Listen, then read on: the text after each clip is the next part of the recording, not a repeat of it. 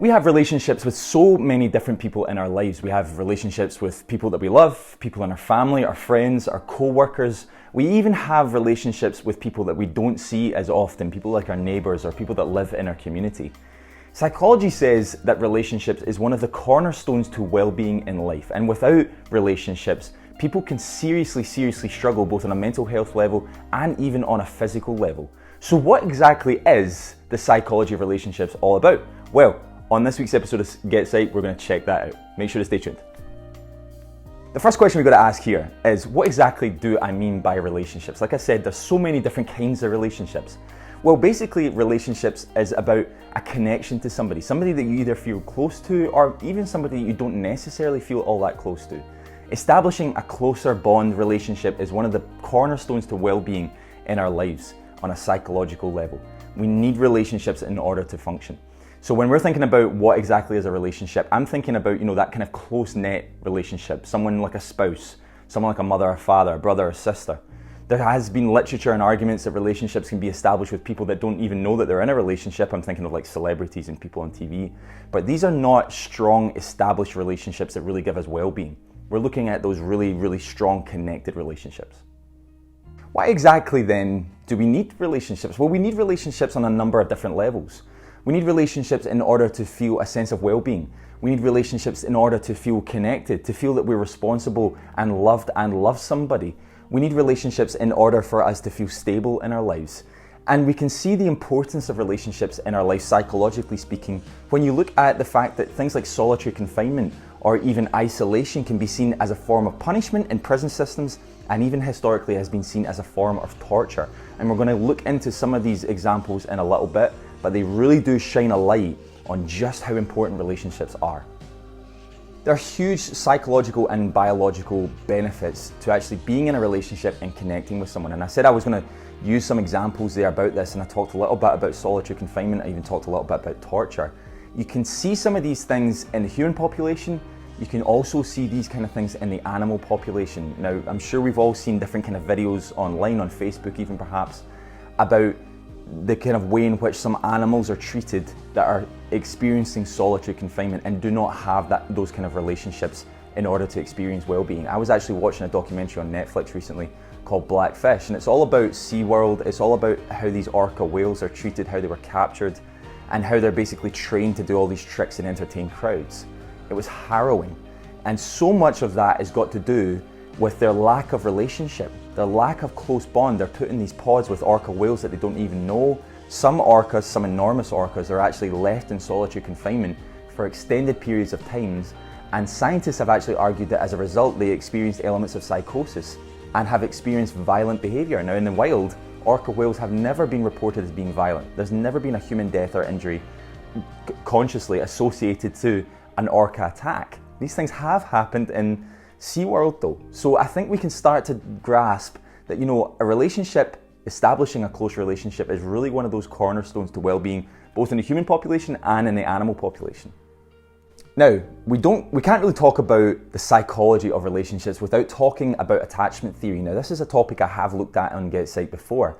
Attachment theory basically says that children growing up, offspring, young people growing up into adulthood need that strong connection to a caregiver or a parental figure in order to have those experiences of psychological well-being. Without that, there can be real complications later on in life. Now, you think about children who have had poor upbringings, and when I say poor upbringings, I mean lack of connection to people or lack of close relationships to people. We can all understand that they're going to experience complications later on in life. This has got to do with attachment theory. Infants need to know that they're close to a caregiver in order for them to be protected from the outside world. That goes without saying, and again, that's another construct of attachment theory. Attachment theory, or John Bowlby, who kind of really is the father of attachment theory, said that infants need an attachment, they need relationships with other people that are close to them in order for them to adopt a template on how to live their lives. There's an evolutionary element to this as well, where those attachments and those relationships to caregivers and parental figures are as a result of being protected from external threats, so things in the environment that are threatening, Without that attachment, we're going to feel under threat. We're going to feel that we're not protected. We could lash out. We could experience real challenges growing up. We could experience mental health difficulties without that attachment. So attachment theory really speaks to the value of relationships, and it's actually the cornerstone to the psychology of relationships. There are a number of psychological experiments done historically and also tragic world events that have happened that really point the finger at the importance of relationships and the psychology of relationships and the benefit that they can bring. There was an experiment done by Harlow back in the early 1900s, mid-1900s, around monkeys, about parakeet monkeys, who were born with, obviously they had their mother that was this was in a laboratory. They were born, they had their mother close to them. The experimenters found that there was a real connection between infant and mother, and as a result came mental health and physical and psychological well-being elements off the back of that relationship. Now these experimenters thought, I wonder what would happen if we removed that attachment. I wonder what would happen if we disconnected that relationship. Now that sounds harrowing, that sounds extremely cruel, and these kind of things hopefully would not happen today, but they did happen back then. So the experimenters did this. What they did was, once the infant was born, they removed that infant from the mother and isolated the infant for weeks, months, even years at a time without any other monkey interaction whatsoever. Now there was different layers of this experiment. So what would happen sometimes is that in order for the monkey to be fed, they would simply just have a bottle attached to the cage. The monkey would be able to feed off of that. Now that was one subgroup. So they had a subgroup of monkeys who were fed through that bottle. Another subgroup of monkeys didn't have the bottle and only had a kind of fake monkey, like a doll monkey that looked like a mother, that was kind of cuddly and warm. The monkeys were much more likely to be attracted to the doll than they were the bottle. So they even had another subgroup where monkeys had both the doll and the bottle. The monkeys would be more inclined to go to the doll. They saw this as an example of the importance of relationships and how visceral and important relationships were for these monkeys, that even though they had the option for food, they were still more likely to go to that doll because it felt like a close connection with what they thought was a parental figure. Now that sounds kind of confusing, that sounds pretty multidimensional, and it is, but ultimately what they found was that relationships brought more benefit than things like food. This is how important relationships are. This is how high up the psychology of relationships come in our mental well-being and in our psychological well-being. We can even see this example in world events that have tragically happened. You know, things like the Romanian orphanages back in the kind of early 90s and 80s, where children fundamentally were locked in chains in beds in dorms and had no human interaction for extended periods of time. There were huge psychological damages established based on the fact that these children had no they had no contact with anybody. They had absolutely no relationship with anyone. What's even more striking about this event was what happened in these Romanian orphanages was that there was big rooms where these children were chained up to beds. The children that were in the beds closest to the door did not have as much of psychological damage as the people in the back of the room. Now, why exactly was this?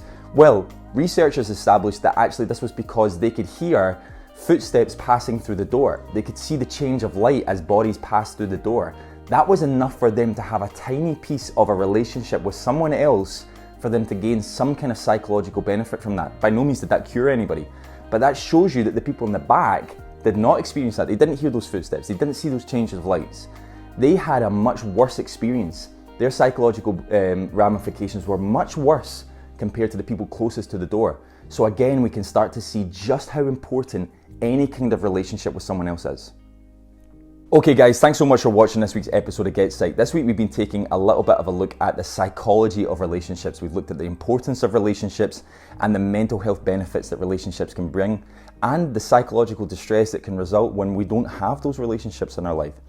If you've enjoyed today's episode, then you're definitely going to enjoy this video here on Are Mental Health Issues Genetic? And if you've enjoyed GetPsyched as a whole, make sure to hit that subscribe button.